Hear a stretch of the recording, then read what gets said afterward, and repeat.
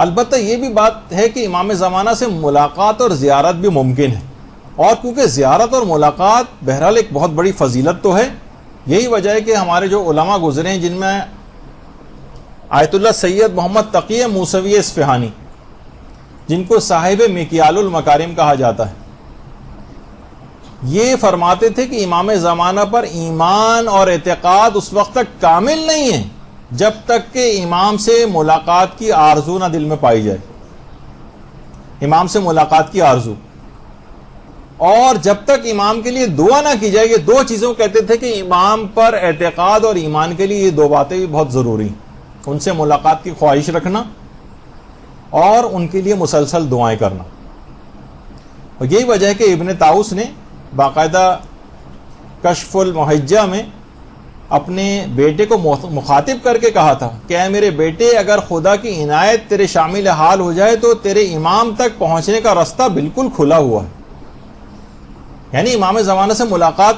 کوئی ایسی بات نہیں ہے کہ جس کو ہم بالکل ناممکن چیز سمجھ لیں۔ اور آیت اللہ نائنی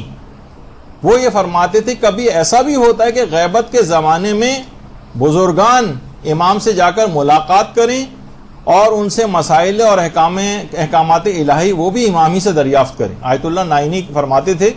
اپنا نام تو نہیں لیتے تھے لیکن لگتا ایسا ہے کہ تجربہ شدہ کوئی بات بیان کر رہے ہیں۔ باقاعدہ اپنی کتاب فوائد الاصول کی دوسری جلد کے اندر یہ بات انہوں نے کہی کہ بالکل ممکن ہے کہ غیبت کے زمانے میں بزرگان جو ہیں امام سے احکامات الہی بھی جا کر پوچھ سکتے ہیں۔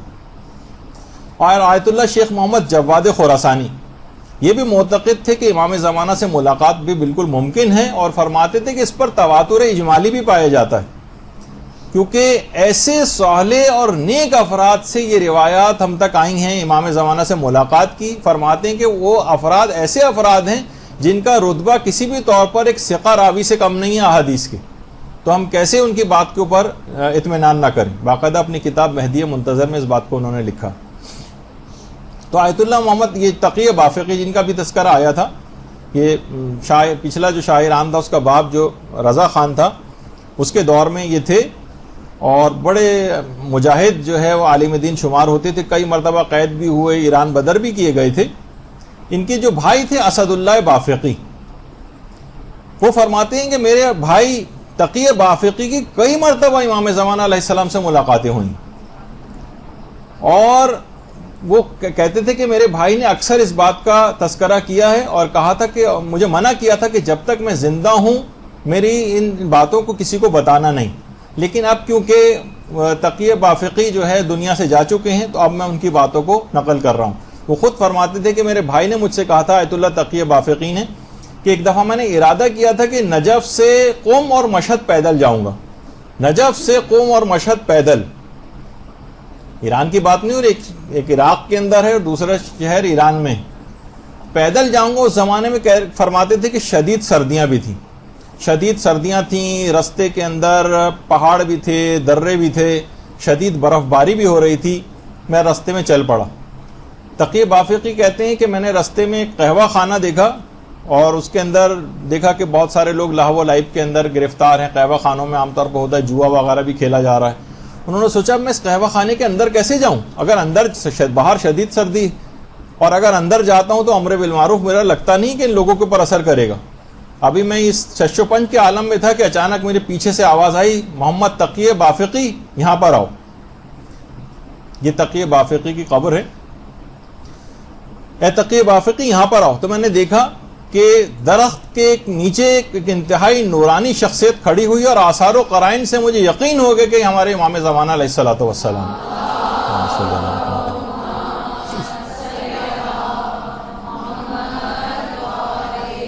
کہنے میں ساری رات وہاں پر اپنی استعداد اور قابلیت کے مطابق امام سے کسب فیض کرتا رہا۔ نماز فجر بھی میں نے امام زمانہ علیہ السلام کی اقتداء میں پڑھی، اور جب دن بہت چڑھ گیا تو امام نے کہا اب دن کافی ہو گیا، اب تم تقی بافقی اب تم جاؤ۔ میں نے کہا مولا کہ یہ ممکن ہے کہ میں ہمیشہ آپ کے ساتھ رہوں؟ کہا کہ نہیں، یہ ممکن نہیں، البتہ میری تم سے 2 دفعہ بھی ملاقات اور ہوگی، ایک قم میں ہوگی اور ایک مشہد میں ہوگی۔ اس کے بعد امام نظروں سے اوجھل ہو گئے۔ کہہ رہے ہیں اس کے بعد میں 3 دن تک قم میں رہا لیکن امام سے ملاقات نہیں ہوئی، اور میں بڑا دل گرفتہ تھا، یہاں تک کہ مجھے قم کے بعد مشہد بھی نکلنا تھا۔ جب میں قم سے باہر نکلا اور بہت دکھی دل کے ساتھ، تو اچانک سے مجھے کچھ گھوڑوں کی ٹاپوں کی آواز رستے میں سنائی دی۔ جب میں نے پلٹ کر دیکھا تو دیکھا کہ حضرت ولی اثر عجل اللہ تعالی فرجہ الشریف اللہم صلی علی محمد وعلی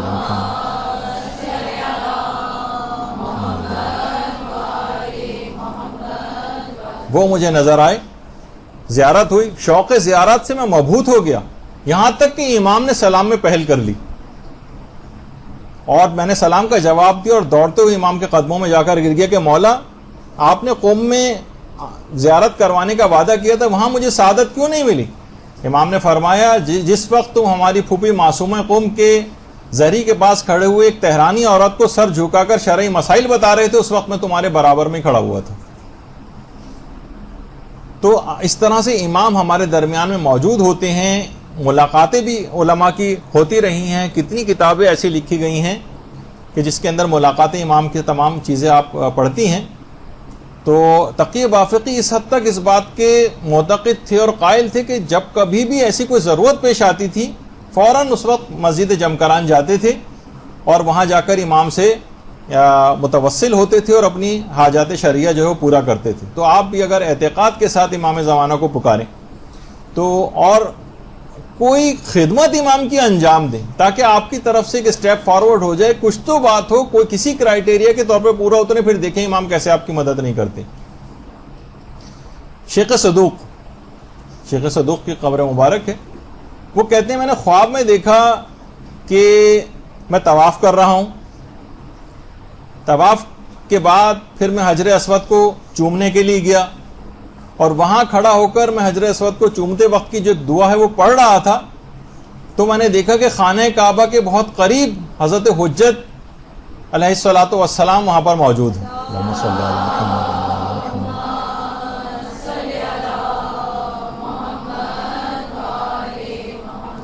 میں بہت دھڑکتے ہوئے دل کے ساتھ وہاں پر گیا اور اب امام بھی میری شکل کو دیکھ کر مجھے لگا کہ امام میرے دل کا حال جان گئے۔ اس زمانے میں امام زمانہ پہ لوگوں نے بہت زیادہ شکوک و شبہات کا اظہار کیا تھا اور شیخ صدوق نے اس موضوع پر کتاب بھی لکھی تھی۔ تو امام نے میری شکل کو دیکھ کر میری پریشانی بھانپ گئے اور کہا کہ تم غیبت کے موضوع پر کوئی کتاب کیوں نہیں لکھتے ہو؟ میں نے کہا مولا میں نے کتاب لکھی تو ہے۔ امام نے فرمایا نہیں، اس کتاب کی بات نہیں کر رہا، اس طریقہ کار کی کتاب تو تم لکھ چکے ہو، میں اس سے ہٹ کر ایک ایسے غیبت کے موضوع پر تم کتاب لکھو کہ جس میں دیگر انبیاء کی غیبتیں بھی بیان کی گئیں۔ اور امام نے جملے کہے اور امام اس کے بعد غائب ہو گئے۔ شیخ صدوق فرماتے ہیں کہ میں بیدار ہوا اور طلوع فجر تک میں مسلسل دعاؤں کے اندر اور مناجات کے اندر اور گریہ وزاری کے اندر مشغول رہا، اور اس کے بعد نماز فجر پڑھنے کے بعد میں نے فوراً وہیں سے ہی کام سٹارٹ کر دیا اور کتاب لکھنا شروع کر دی، اور اس کے بعد کمال الدین و تمام النعمہ کے نام سے ایک کتاب لکھی۔ تو جن تاریخ میں جن افراد کے بہت سارے انبیاء کی غیبت مشہور رہی ہے وہ تمام چیزیں پھر اس کے اندر انہوں نے شامل کی، کون کون سے نبی جو ہیں اس طرح سے غائب رہیں، اور کمال الدین و تمام النعمہ کے نام سے یہ کتاب مکمل کی، اور اسی کتاب کے اندر ہی انہوں نے شیخ صدوق نے اس واقعے کو لکھا ہے۔ تو اس لحاظ سے آئمہ دیکھیے امام نے اس ملاقات کے اندر بھی ایک اور نیا کام دے دیا شیخ صدوق کو، جبکہ شیخ صدوق اس موضوع پہ کام کر چکے تھے۔ یعنی امام آپ کو اپنے ماننے والوں کو جن کو بھی امام ملاقاتیں بھی کرتے ہیں، کوئی ایک صلاحیت کم سے کم اس کے اندر ہونی چاہیے، امام کی کسی خدمت کے وہ قابل ہونا چاہیے،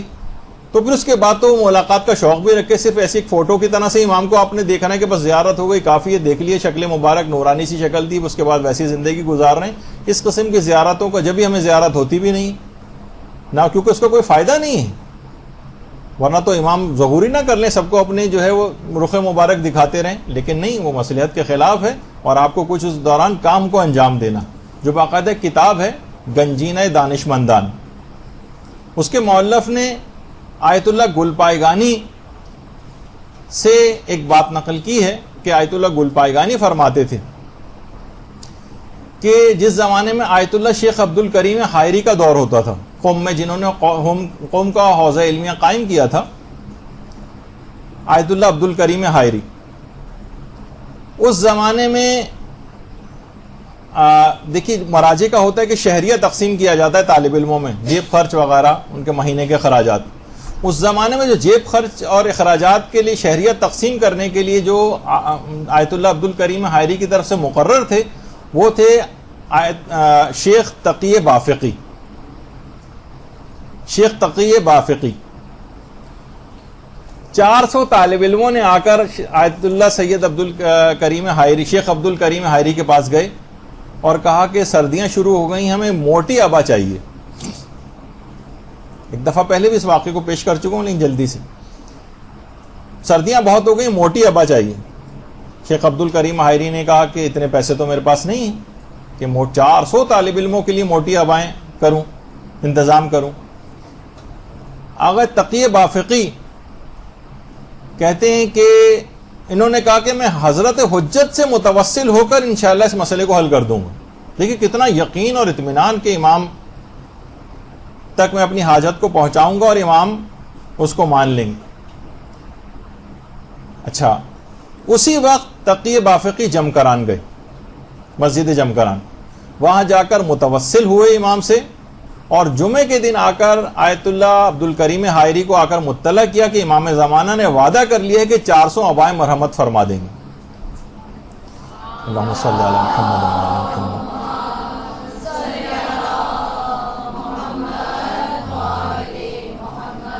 اچھا، ہفتے ہی کے دن ایک تاجر آیا اور 400 اباؤں کا تحفہ جو ہے ہدیہ وہ تقسیم کر کے چلا گیا ہفتے کے دن. تو آپ نے دیکھا کہ اتنا اعتماد اور یقین اپنے امام کے اوپر ہونا یہ بہت ضروری ہے، لیکن اس کے ساتھ عمل، اس کردار کی بلندگی وہ اصل میں یقین دلاتی ہے امام پر. ورنہ رٹے رٹائے طریقے سے آپ دعا، خود آپ کو بھی نہیں اطمینان نہیں ہوتا کہ پتہ نہیں دعا قبول ہوگی بھی نہیں ہوگی، تو لہٰذا ہمارے اس میں اثر بھی نہیں رہا ہے دعاؤں کے اندر. برحمتك يا أرحم الراحمين وصلى الله على محمد وآله الطاهرين.